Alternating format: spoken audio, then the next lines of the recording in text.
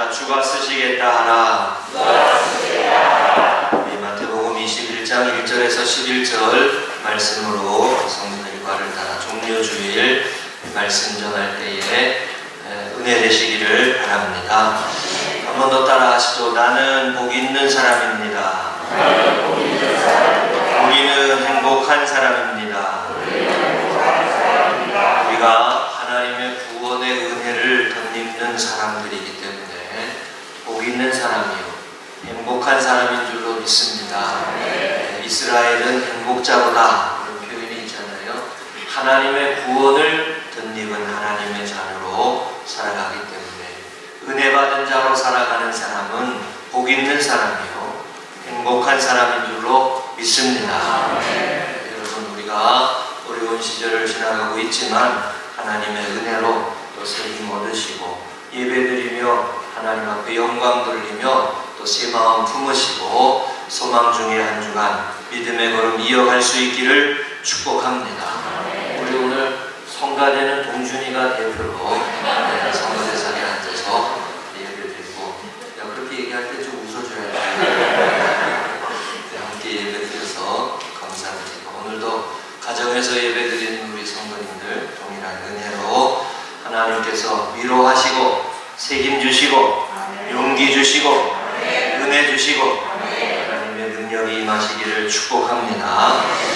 얼마 전 지난달 말에도 그런 기사가 있었는데 지난주에도 코로나의 역설 이런 기사가 하나 있었습니다. 인간이 멈추자 지구가 건강해졌다. 인간의 이동이 멈추자, 우리가 아직 이 사태를 다 극복하지 못하였기 때문에 함께 우리가 기도하고 고통당하는 나라와 이웃을 위해 기도해야 하는데 이런 기사도 있었다는 거죠. 국제학술지 네이처의 상당수 국가가 강력한 이동 제한 명령을 시행하면서 중국과 유럽의 대기질이 좁아졌다, 이런 보도도 있었습니다. 또 얼마 전에는 60년 만에 맑아진 운하, 베네치아의 운하가 맑아졌다. 물론 잠깐 부유물이 떠오르지 않아서 맑게 보이는 거다라는 또 내용도 있었지만, 그만큼 연간 2천만 명이 찾던 이탈리아의 베네치아의 운하가 배가 다니지 않으니까 강물이 맑아져 고기가 보였다, 이런 기사가 있었습니다. 우리가 이 일들을 겪지만, 그러나 이 일들을 겪으면서 또 다른 면을 보게 되는 것이죠. 분명한 것은 오만한 인류가 자연을 크게 훼손했고 인간이 멈추니 자연이 살아난다는 역설을 보여준다는 겁니다. 인간의 교만함, 인류의 교만함에 대한 경고의 한 단면이다, 이렇게 해석할 수도 있다는 것이죠. 여러분, 오늘 종료주일입니다. 종료주일에는 우리가 꼭 기억해야 할 단어가 있습니다. 겸손입니다. 종료주일에는 오늘 본문의 말씀처럼 예수님이 보여주신 겸손을 묵상해야 합니다. 새끼 나귀를 타고 입성하시고 무리들이 환호하고 호산나 다윗의 자손이여 환영했지만, 그러나 주님은 고난의 길을 시작하시며 겸손히 그 길을 걸어가셨습니다. 고난주간을 우리가 시작하면서 우리 보시는 대로 그 사랑, 그 은혜라는 주제를 다시금 정했습니다. 우리가 우리 주님의 그 사랑과 그 은혜를 기억하고 묵상하면서 우리가 함께 또 한 끼 금식도 참여하며 주님의 고난을 기억하며 하나님의 은혜와 사랑이 충만한 모습을 잃어버리지 않는 그런 한 주간, 주님의 사랑을 기억하는 한 주간 되실 수 있기를 주의 이름으로 축복합니다. 디모데전서 1장 14절, 우리 주의 은혜가 그리스도 예수 안에 있는 믿음과 사랑과 함께 넘치도록 풍성하도다, 이렇게 되어 있습니다. 우리 주님의 은혜가 그리스도 예수 안에 있는 믿음과 사랑 안에 넘치도록 풍성하다. 여러분, 그리스도인은 은혜로 사는 겁니다. 제가 계속 말씀을 드리지만 우리가 하나님의 자녀로 살아가는 이유는 은혜 때문입니다. 우리가 예수님을 믿는 이유는 은혜 때문입니다. 그렇죠? 내가 어떤 특별한 대단한 것을 보이는 것이 아니고 우리 주님의 은혜 때문이고 나를 위해 십자가에서 죽으시고 부활하시고 소망이 되신 예수님 그 사랑 때문입니다. 주님의 사랑, 주님의 은혜 다시금 고백하며 우리가 주님의 고난의 길을 참여하며 섬길 수 있기를 축복합니다. 얼마 전에 무명의 그리스도인이라고 하는 쓴 시리즈의 책들이 있었습니다. 제일 유명한 책으로 무릎을 꿇는 그리스도인 이런 그런 책 제목이 있었는데 보여드리지는 못했지만 그 무명의 그리스도인이 쓴 책의 내용이 왜 은혜가 되냐면 이름을 밝히지 않았다 그래서 은혜가 돼요. 누가 썼다 이거를 말하지 않고 오히려 자신이 쓴 것을 가리고 누군가의 이야기인지를 말하지 않고 그 책 중에 그리스도를 닮은 그리스도인이라는 책이 있어요. 거기에 이런 구절이 있는 걸 제가 봤습니다. 그리스도를 닮는 것은 단순히 입술의 고백이 아니라 믿음으로 우리의 마음속에 거하시는 주 예수님을 소유하고 거룩한 성품에 참여하는 것이다. 믿음으로 하나님의 성품에 참여하는 것이다. 주님을 닮아가는 그리스도인이 되어야 한다. 이런 말씀이죠. 우리 교회가 더욱 주님을 닮아가는 교회 되기를 바라고 우리 믿음의 성도들이 더욱 주님을 닮아가는 성도들이 되시기를 축복합니다. 교역자라고 하는 이들이 먼저 예수님을 닮아가는 모습들이 되기를 축복합니다. 얘기하는 거죠. 우리가 그거를 기도해야 돼요. 종려주의는 특별히 이 부분을 우리가 묵상하고 기억해야 합니다. 그리스도를 닮는 것이 얼마나 중요한지, 주님의 마음을 품고 살아가는 것이 얼마나 귀한 일인지, 얼마나 때로는 세상을 역행하는 일인지를 기억을 하고, 그러나 그럼에도 불구하고 그리스도를 닮고자, 주님을 닮아가고자 웨슬레 목사님을 변화시켰다는 그리스도를 본받아라고 하는 책 제목처럼 주님을 본받기를 바라, 닮아가기를 바라, 쫓아가기를 바라, 그 마음을 품고 살아갈 수 있도록 기도하고, 그래서 오랫동안 산 사람은 닮는다고 그랬습니다. 예수님과 오랫동안 동행하면은 닮아가는 거잖아요. 닮아가야 되잖아요. 닮아가야 되잖아요. 닮아야 된다고. 우리가 여러분 그 부분이 닮아갈 수 있기를 사모하고 기도해야 합니다. 특별히 종려주일에 주님이 보여주시는 이 모습을 닮아가야 됩니다. 고린도후서 2장 14절 제가 이 말씀을 계속 몇 번 인용합니다. 항상 우리를 그리스도 안에서 이기게 하시고 우리로 말미암아 각처에서 그리스도를 아는 냄새를 나타내시는 하나님께 감사합니다.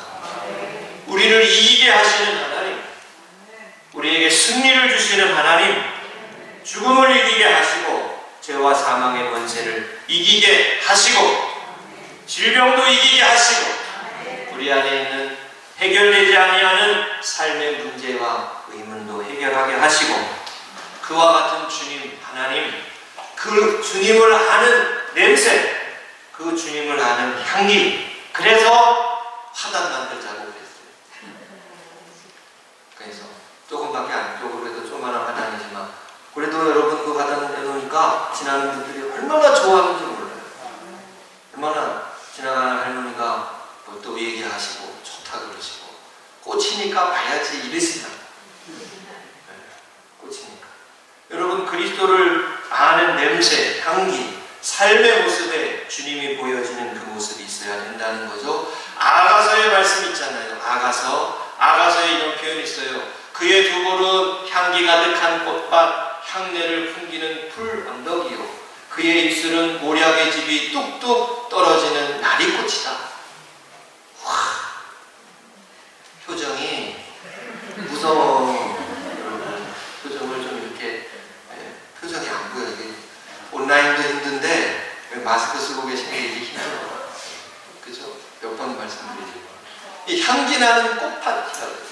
아가서 말씀이 어떤 내용인지 아시죠? 술람미 여인이 솔로몬을 향한 사랑의 마음을 표현한 것을 기록한 거 아니에요? 주님을 향한 그리스도의 신부가 된 우리의 마음을 표현한 성경으로 읽는 말씀이잖아요. 여기에 그의 두 볼은 향기나는 꽃밭. 한번 따라하세요. 향기나는 꽃밭. 향기나는 꽃밭. 얼마나 좋아요. 우리 동준이도 향기나는 꽃밭 같은 아내를 얻으시기 바랍니다. 왜 아멘 안 해? 향내음 풍기는 푸른도. 향내음 풍기는 푸른도. 누구나 가고 싶고 누구나 이렇게 가까이 하고 싶고. 지난 주간에 박동원 권사님 올림픽공원 꽃 보여줬는데 보여주세요. 저도 이렇게 한번 보려고 예배 시간에 오늘 오후 예배 드리고 올림픽공원은 안 닫았으니까 우리가 또 가봤으면 좋겠어요. 얼마나 좋아요. 꽃을 보는 거. 여러분 고난주간 4월 첫 주 꽃이 만발하는 주간에 우리의 마음이 좀 어렵지만 그러나 하나님을 아는 향기를 뽐내는 그리스도인 되시기를 축복합니다. 예수님을 닮아가는 향기 같은 향기 가득한 꽃밭 금성교회 되시기를 축복합니다. 우리가 주님을 아는 냄새, 주님을 아는 하나님의 사람들, 복음으로 살아가는 것은 이와 같은 삶이다라고 하는 것을 보여줄 수 있는 그리스도인의 삶이 되시기를 주의 이름으로 축복합니다. 오늘 종료주일 새끼나귀를 타고 평화의 왕으로 예루살렘에 입성하신 예수님을 기억하는 주일입니다. 많은 사람들이 종려나무 가지를 흔들고 호산나 다윗의 자손이여 찬송하리도다 주의 이름으로 오시는 이여 가장 높은 곳에서 호산나라고 환영하고 예수님을 맞이했습니다.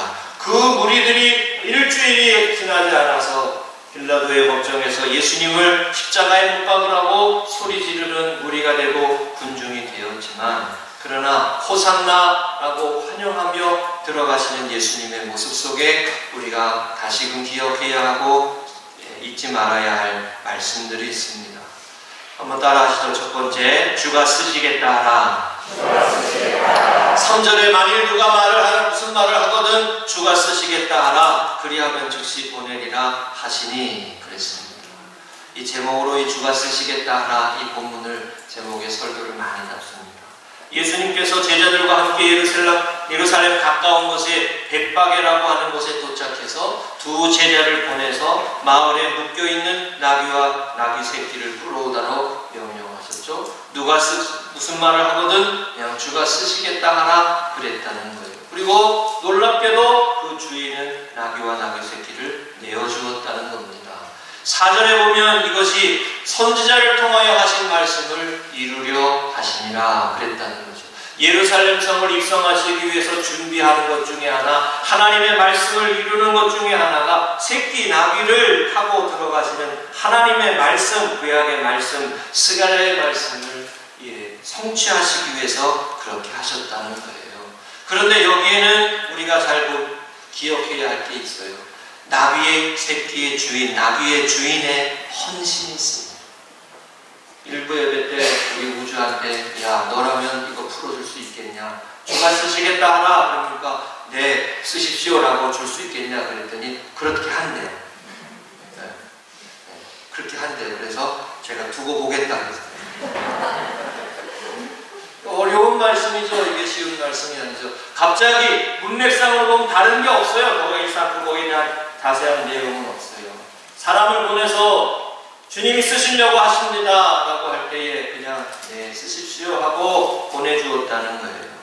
여러분 하나님 나라의 역사에는 하나님의 뜻을 이루어 가고자 하나님의 나라가 세워지고자 거룩한 하나님의 뜻이 성취되고자 이렇게 숨겨지고 가려진 사람들의 헌신이 있어요. 교회의 역사에, 믿음의 역사에, 신앙의 역사에는 이렇게 수없이 많은 이들의 숨겨진 헌신이 있고 드림이 있습니다. 우리는 이것을 기억하고 볼 수 있어야 합니다. 여러분과 제가 하나님의 뜻을 이루어드리고 믿음으로 우리 주님을 닮아가며 주님께서 쓰시고자 하신다라고 할 때에 우리도 기쁘게 쓰임받을 수 있는 주님의 사람들이 될 수 있기를 축복합니다. 하나님의 나라에는 헌신과 드림의 모습이 있습니다. 제가 예를 하나 찾아보다가 임요한이라고 하는 연세대 가정의학과 교수분의 이야기를 봤어요.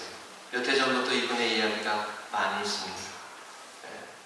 혹시 아시나요? 많이 보셨을 겁니다. 이분이 한국으로 들어오신 선교사님의 4대째 섬기는 가정에서 태어난 분입니다. 선교사인 아버지를 따라서 한국에 왔고 전남 순천에서 태어나서 내 고향은 전라도 내영는 한국인. 얼마나 구수하게 사투리를 잘하는지 오늘 댁에 가서 한번 찾아보세요. 재밌어요. 한번 보셨을 거예요. 그런데 이분의 이야기를 들여다보고 조금 더 관심 있게 제가 찾아보니까 이분의 이 가문의 삶의 스토리가 참 은혜가 되고 하나님의 나라를 위한 헌신이 있는 가정입니다. 아버지가 선교하고 복음을 전하다가 한국 사람처럼 고무신 신기를 좋아하고 그렇게 복음을 열심히 전하는 가정이었어요. 그러다가 교회를 섬기고 돌아오다가 교통사고가 나서 그래서 그때가 당시만 해도 앰뷸런스가 없어가지고 응급처치를 받지 못해서 병원으로 옮겨지다가 택시 안에서 조그마한 병원에 갔더니 내가 감당을 못하겠다고 의사가 그래서 큰 병원으로 광주 지역으로 가다가 그때만 해도 응급 앰뷸런스가 없어서 그냥 택시 안에서 소천하셨다는 거예요. 그 이야기를 듣고 이분이 미국에 있는 아는 분이나 아버지 친구들과 연락을 해가지고 우리나라의 한국의 첫 번째 앰뷸런스를 만들어서 보급을 하고 국가의 기여를 했다고 이렇게 표창도 받고 그랬다는 거예요. 아버지가 죽었을 때 돌아가셨을 때 장례식장에 찾아온 아버지의 친구들 선교사님들이 이런 말을 했답니다. 이해할 수 없었던 말이었대요. 어릴 때는 이렇게 말을 했대요. 너의 아버지는 한국인처럼 살았고 한국인처럼 죽었다. 고무신을 신고 그렇게 생활하고 그렇게 한국 사람을 사랑하고 한국을 사랑하고 여러분 선교사들의 이야기를 듣다 보면 참 도전이 됩니다. 얼마나 도전이 되는지 몰라요. 그리고 근데 왜 내 아버지가 그렇게 하셔야 됐나 그 고민을 많이 했겠죠. 이분의 가게를 찾아보니까 이분의 할아버지의 아버지의 외할아버지 진외증조부라고 해요. 4대째 첫 번째 선교사님이었던 분이 1895년에 유진벨이라고 하는 선교사님이었다. 호남 기독교 선교의 아버지라고 불리는 분이었다. 목포에 학교를 세우고 광주에 학교를 세우고 그리고 그 사위였던 여기 임요한 소장의 할아버지가 되시는 소장님의 할아버지 되신 윌리엄 린튼이라는 선교사도 22세에 한국에 와서 48년간 의료로 교육으로 선교 활동을 했다. 또 아버지인 휴 린턴 선교사는 전남의 도서 지역에 600여 개의 교회를 개척하고 인천 상륙 작전을 돕고 참전했다는 임요한 이 소장님도 광주에 5.18 사태가 났을 때 그 사건이 났을 때 그때 번역을 하고 통역을 하는 일로 도왔다는 것. 이 가정의 이야기를 제가 가만히 들여다보고 저에게 도전이 되는 게 뭐냐면 이분이 이렇게 이 가문이 4대째 한국이라고 하는 나라를 섬기는 모습이 성공하려고 섬기는 거냐. 명예를 높이려고 섬기는 거냐. 자신의 이름을 드러내려고 섬기는 거냐. 아닙니다. 하나님의 나라. 하나님의 나라가 이 땅 위에 세워지기를 원합니다. 예수님처럼 주님처럼 하나님의 나라를 위하여 복음을 위하여 헌신하고 쓰러져가는 하나의 미랄이 돼도 좋습니다라고 하는 결심이 있고 다짐이 있고 결단이 있기 때문에 한국에 왔죠. 그리고 임요한 이 소장님을 추방하려고 그랬다는 거예요. 추방하려고 그랬었는데 50 때인가 추방하려고 그랬는데 그래가지고 한국 사람이랑 결혼해서 나갔다. 이분의 숨겨진 이야기 저도 몰랐는데 찾아보니까 참 은혜가 될 도전이죠. 여러분, 오늘날 우리가 살아가는 믿음의 발걸음 속에 하나님의 나라를 위하여 헌신하고 명예를 위하여 자신의 성공을 위하여가 아니라 하나님의 뜻이 이루어지고자, 하나님께서 기뻐하시는 일이 이 땅 위에 세워지고자, 우리 가정에, 내가 살아가는 곳에, 내가 섬기는 곳에 하나님의 나라가 회복되고자 섬기는 이름 없는, 숨겨진, 가려진 그런 모습들, 그게 여러분 주님을 닮아가는 그리스도인의 삶의 모습인 줄로 믿습니다. 할렐루야. 우리가 조그마한 섬김이라도, 이분들이 이렇게 4대째 예수님을 믿으며 선교사로 헌신하며 우리나라를 위해 섬겼던 이 모습이 이름을 내려고 하는 게 아니었을 거 아니에요. 지금까지 우리에게 가려져 있었던 거면 이름을 내려고 하는 게 아니었어요. 제가 어저께인가요? 제 아내가 얘기하다가 아내가 화를 냈거든요. 고난주간 어렵지만 그래도 한 끼 금식을 하고 그 금식 가지고 우리가 주변에 있는 뭔가를 좀 해보려고 찾아보려고 그러자 이렇게 저렇게 얘기를 했더니 제 아내가 대뜸 하는 말이, 뭘 그렇게 우리 교회 이름을 내는 게 중요하냐, 결혼을 잘해야 돼. 무서워요. 우리 아내가 또 자기 얘기했다고 뭐라 그래요. 음악 뭐라 그래요. 목사가 너무 이름 내려고 하는 게 신경 쓰지 마, 그런 말이죠. 맞는 말인데 듣는데 기분 나빠요. 이번 주간이 종료주일이에요. 종료주일은 하나님의 영광을 위해, 하나님의 나라를 위해 이렇처럼 나귀처럼 쓰임받는 거, 내가 쓰임받는 거, 하나님의 역사를 위해 쓰임받는 하나님의 사람으로 쓰임받는 기쁨, 더 크게 세상적으로 알려지는 거, 그거보다 내가 주의 일을 위해, 하나님의 나라를 위해 조그마한 것이라도 쓰임받는 기쁨, 쓰여지는 기쁨, 알아주지 않아도, 몰라도 반응을 안 해서 자꾸 소리 지르게 되는 쓰임받는 기쁨. 여러분, 우리가 하나님의 은혜 가운데 작은 모습이지만 내가 주의 영광을 위해 쓰임받는 이 기쁨이 우리 가운데 이어져 갈 수 있기를 축복합니다. 두 번째입니다. 짐승의 새끼를 탔도다. 한 번 더요. 짐승의 새끼를 탔도다. 우리가 너무 잘 아시는 말씀이지만, 겸손하여 나귀 곧 몽에 매는 짐승의 새끼를 탔도다. 5절의 말씀에 그랬습니다. 새끼 나귀를 타신 것은 하나님의 말씀을 이루려고 하시는 것이고, 또한 이 모습은 군림하는 그런 모습, 다스리는 그런 모습이 아니라 겸손히 섬기는 모습임을 보여주시는 거죠. 겸손하신 예수님, 겸손히 섬기는 모습. 마태복음 11장 29절에 나는 마음이 온유하고 겸손하니 나의 멍에를 메고 내게 배우라, 그리하면 너의 마음이 쉼을 얻으리니. 마음이 온유하고 겸손하니 나의 멍에를 메고 배우라, 예수님을 배우라, 예수님을 닮으라, 주님을 따라오라, 이런 말씀이잖아요. 주님의 마음, 그 마음이 온유한 마음이고 겸손한 마음이라는 거예요. 주님의 마음은 온유하고 겸손한 마음이고, 그 마음이 회복되어질 때 쉼을 얻는다. 여러분, 주님 은혜 가운데 평안하시기를 축복합니다. 주님 은혜 가운데 하나님 주시는 쉼이 있으시기를 축복합니다. 세상을 하루하루 살아가는 것이 얼마나 힘들고 때로는 무겁고 힘겹게 느껴질 때가 있지 않습니까? 주님 앞에 내 길 맡겨놓고 마음의 온유함을 회복하고 마음의 겸손을 회복하고 쉼을 얻고 평안을 회복할 수 있는 저와 여러분들 되시기를 주의 이름으로 축복합니다. 예수님이 다시 하려고 했으면 개선장군처럼 백마를 타고 칼을 차고 그렇게 일성을 하셨겠죠.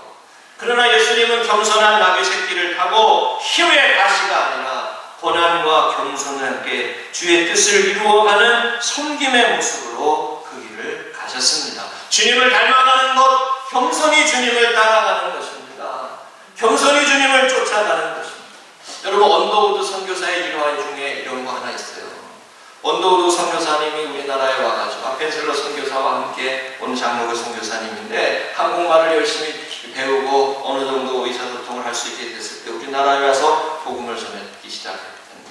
김치를 먹고 된장찌개를 먹고 냄새나는 오두막에 살기도 하고 어느 날 시골 주막에 앉아가지고 저녁을 먹고 있는데 이상하게 생긴 서양 사람이 밥을 먹고 있으니까 신기한 구경거리가 났는지 마을 사람들이 몰려와가지고 구경을 했다는 거예요. 그쵸? 예. 어떤 버릇없는 청년이 옆에 와가지고 앞에서는 아니 언더우드 선교사가 밥을 먹고 있으니까 이렇게 말하더라고요. 야, 그것이 밥을 먹을 줄 아네. 이랬더니 야, 그것이 밥을 먹을 줄 아네. 그것이 밥을 먹을 줄 아네. 그래가지고 언더우드 선교사가 밥 먹다가 웃으면서 이렇게 대답했대요. 예, 국도 먹을 줄 아네. 그러자 청년이 놀라가지고 놀란 표정을 지으고서 이렇게 말했다는 거예요. 야, 이것 봐라. 그것이 말도 할 줄 아네. 그랬다는 거예요. 그런데 언더우드 선교사가 웃으면서 미소를 잃지 않고 예, 글도 쓸 줄 압니다. 그랬다는 거예요. 그것이라고 말해요. 그것이라고. 모욕적인 말이죠. 그리고 그것을 달게 받으면서 복음을 위해 낮아지는 삶을 마다하지 않았다. 후에 그 청년이 예수님을 믿게 되었다라고 하는 이야기가 있습니다. 언더우드 선교사가 낮아지고 겸손해질 수 있었던 것은 뭐냐? 그것이 예수님처럼 닮아가야지. 내 자신을 죽여야지. 내 자신의 자아를 내려놓아야지. 여러분, 하나님의 나라에서 겸손과 섬김은 핵심적인 요소입니다. 우리가 종료주일을 지나면서 주님의 고난받으시는 이 시간을 기억하면서 꼭 기억해야 할 단어는 겸손입니다. 그리고 섬김입니다. 우리가 주님을 따른다고 하면서 겉모양만 화려하고 꾸미고 세력을 과시하는 모습을 경계해야 합니다. 힘자랑하지 마세요. 힘자랑하지 말고 예수님을 쫓아가는 섬김의 모습으로 겸손히 예루살렘 성으로 들어가신 주님처럼 우리도 주님을 닮아 겸손히 거짓되지 않고 진실하게, 주여 진실하게 하소서, 주여 진실하게 하소서. 그 찬양 있잖아요. 주여 진실하게 하소서. 오늘 하루 순간을 주가 주신 힘으로 진실하기 원하네. 주여 나를 진실하게 하소서. 아주 따라해야지. 같이 좀 하는 게 뭐가, 동준이 여기 앉아가지고 같이 해줘야 돼. 주여 진실하게 하소서. 오늘 말씀을 보다가 찬양 또 여러분, 겸손과 진실함으로 주님을 따라가는 고난주간을 시작하면서 이 말씀 다시금 기억하시기를 축복합니다. 하나님의 영광을 위해서 겸손히 쓰임받는 주의 종들이 되시기를 축복합니다. 마지막 세 번째입니다. 따라합니다. 호산나 다윗의 자손이여. 9절의 말씀 있죠. 앞에서 가고 뒤에서 따르는 무리가 소리 높여 이르되 호산나 다윗의 자손이여 찬송하리로다. 주의 이름으로 오시는 이여 가장 높은 곳에서 호산나. 예수님께서 예루살렘에 입성하실 때 사람들이 겉옷을 길에 펴고 나뭇가지를 베어 길에 폈습니다. 왕이로 들어오시는 분을 맞이하는 모습이고 태도입니다. 겉옷을 내려놓고 종려나무 가지를 내려놓고 호산나 불렀다는 거예요. 호산나의 의미는 주의 이름으로 오시는 이여 구하옵나니 우리를 구하옵소서, 구원하옵소서 이라는 의미입니다. 주의 이름으로 오시는 이여 우리를 구원하옵소서. 무리들이 이렇게 외친 이유는 예수님이 자신들을 구원해 주실 메시아로 이해하고 맞았기 때문에 그렇죠. 분명히 그러나 이 사람들이 겸손하신 예수님의 모습을 바라보지 못하고 십자가에 달리신 예수님을 바라보며 실망하고 나중에는 떠나는 모습들도 있었지만, 그러나 이 장면, 호산나 예수님을 맞이하는 장면에 하나님 우리를 구원하옵소서라고 하는 이 구원에 사모하는 이 모습의 장면은 오늘도 우리가 지켜야 할 모습입니다. 왜냐하면 여전히 우리는 죄의 얽매이는